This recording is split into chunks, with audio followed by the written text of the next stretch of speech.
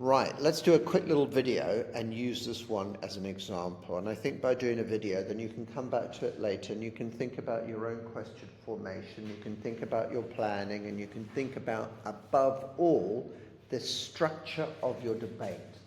Remember, you want the examiner to be able to follow your argument, and the conclusion will answer that argument, and the main body will be your evidence as to how you came to that conclusion.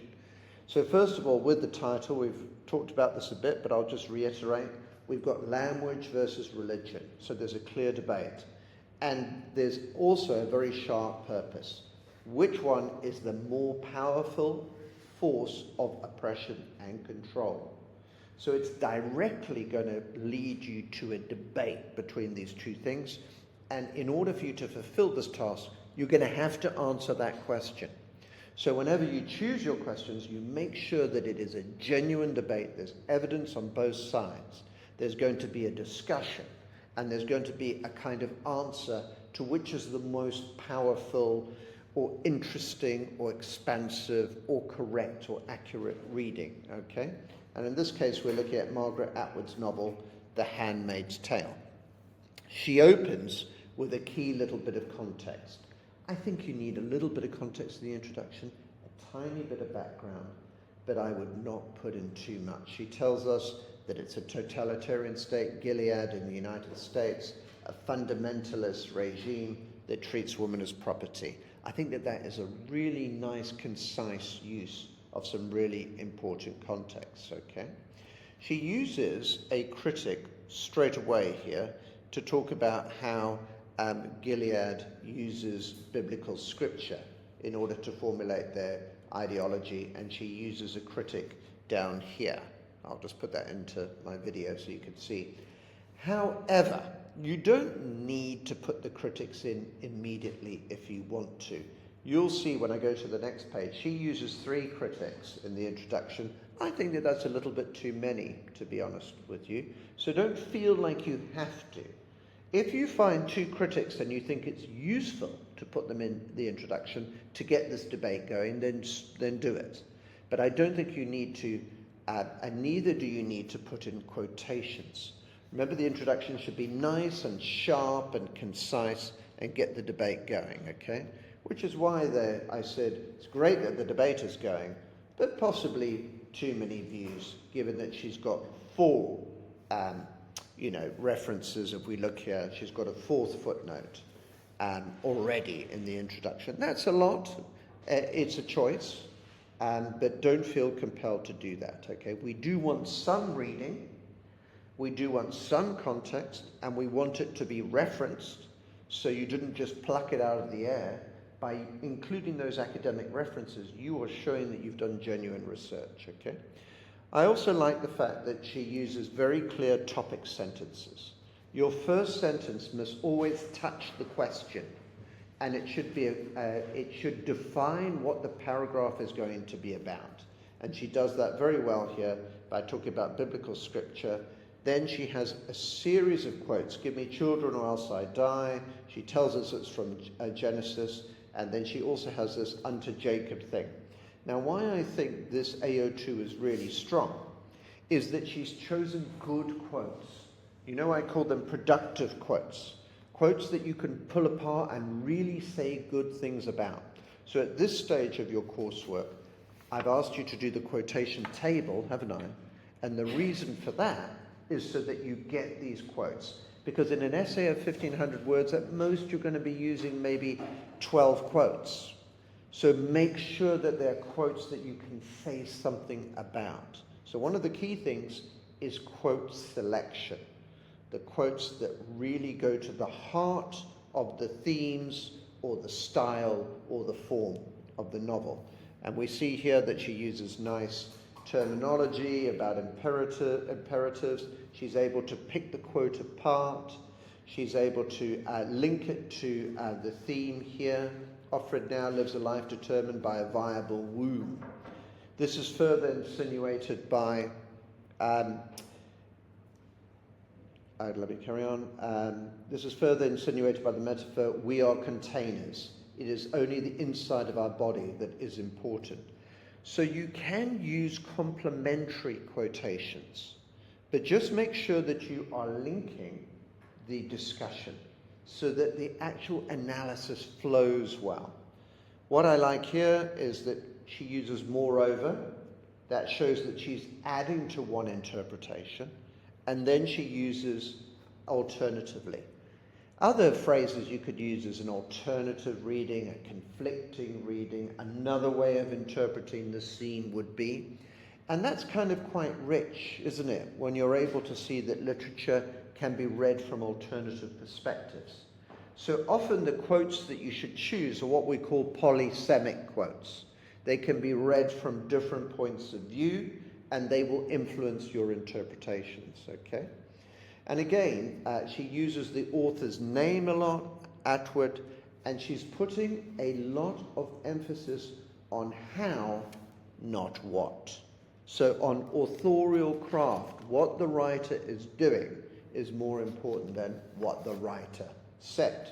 And just when she comes to the end of a paragraph, you'll note that she uses what I call clincher sentences, or in the language of our school with sweaty paragraphs, what we call the why in sweaty. The kind of, yes, I'm answering the question. I'm signposting the question.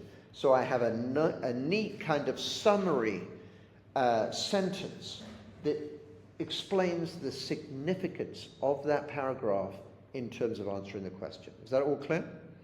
And then she makes it very clear how she's signaling her counter argument. Here she says, alternatively. Or you could say a contrasting expression. Or you could say, some critics have pointed out this is a reductive or a shallow reading, and a more powerful or an alternative way of looking at the text would be, etc. And I like this one here because this is one of my favorite things. What do you do if you've got lots of quotes that you want to use? Well, you can group them in order to show patterns or motifs. Motifs is something that occurs over and over again in the novel. It has a particular resonance or importance, either stylistically or thematically or contextually. So here she's using loaves and fishes, daily bread, milk and honey, and what she's saying is they are all within the lexical field of the Bible, okay? And by grouping them together in this way, she's able to use all of them and to show the significance of these patterns, okay? She also then links to another quotation, God is a national resource, and she is able to point out that this is a slogan, that it's associated with propaganda, that it's associated with nationalism, and that she comes back to the question that it's the exploitation of religion, etc. So each time she's chosen a quote, can you guys see that she really wants to use that quote? Don't quote unless you're going to say something about the quote and pick it apart, either for AO2, for language, form and structure, for theme, or for context, okay? And look how she ends this paragraph. Atwood herself explains that the novel is not anti-religion, but against the use of religion as a front for tyranny. Now that's really good, I think, because it shows the purpose of that paragraph, and it also shows that in her research, which I want you to do, she's looked at the author. Now, one of the things that you can do in your coursework is find podcasts, YouTube interviews, etc., or critical views where the author themselves has said something about the text. It doesn't mean that the author's view is final, that that's the ultimate reading, but it is useful to know what the author has said about their own work, because it enriches your interpretations, doesn't it? Another thing that I like here, and I think is very good, is to link your book into a genre, okay? Here, she is talking about 1984 and about Newspeak. You guys know that 1984 is a kind of speculative fiction, showing how the world has gone wrong. And it's within the genre of dystopian speculative fiction. And Margaret Atwood is a very well-known person and a very well-read person. And what she's done is she's read loads of this dystopian fiction and she puts intertextual references in there. So that helps us uncover some of the meanings, the very complicated meanings that the writer intended. So one of the things you could do for your research is to look at genre, similar books, similar motifs, similar plot structures where the author might have been influenced by other writers. Again, why I've highlighted this is she's good at using terminology. Here she talks about abstract nouns, but right the way through it, a very important part of AO2 is to find the appropriate terminology. But don't just feature spot. We've talked about this. You need to say she uses this technique in order to achieve this. This is the effect on the reader. So she intended this for this reason. That's why she uses this technique. Don't just feature spot. The examiners don't like it. And some of you said that she didn't put much context in, but here's a very good piece of context where she identifies Nicolas Ceausescu, who was a communist dictator in Romania, and the book was written at the time that he was falling from power in the Cold War. So it's an interesting piece of context, and she again uses a good clincher sentence. In this way, Atwood may be using the novel as a cautionary mouthpiece, awakening her audience to the eternal power of language. All the time she's signposting her title, isn't she? Now on to the final paragraph. Throughout the novel, Atwood explores Gilead's means of gaining authority and power, reminding us of the power of language, okay? So again, she uses her title all of the time, doesn't she? Here she goes into, I've had enough daily bread. Great quote, this. The problem is getting it down without choking on it. I've said here apposite quotations, really well-chosen quotations that allow her to say a great deal. She doesn't actually really go into as much AO2 as I would like her to with that fantastic one. She goes on to a different quotation here. So maybe that's a small criticism that I would have, that this one, God as a national resource, wasn't needed, I think. But she does analyze it very well, talking about how it's a slogan, it's propaganda, that it's associated with national pride, that it has an element of exploiting religion, etc.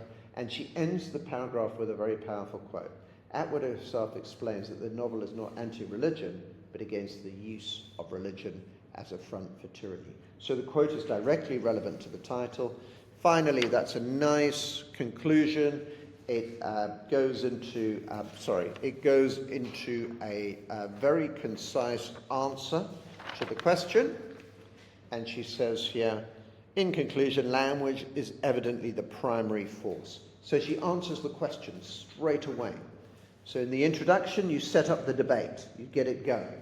And in the conclusion, you make sure that you've answered the question. Don't just sit on the fence, really say what the essay has tried to show. And I think that, as I said, this is a nice concise, it clearly states why she's come to this conclusion, and it has a very powerful final sentence. Atwood, again, I want to remind you to use the author's name as much as possible, perfectly perpetuates the unremitting power of language throughout her literature, herself saying that a word after a word after a word is power. Now that is a very interesting and impactful way of concluding. And I want to remind you that not only should a conclusion close off an essay, but it should close off an essay with something really interesting and insightful. Remember, the top grade band in literature is always perceptive and assured. So it's not good enough just to be good, just to be skilled. They want to see a little bit of creativity, a little je ne sais quoi, something that stands out and is a little bit different from the ordinary essay. So I think that that's a very good exemplar for you guys, and I hope that that was useful.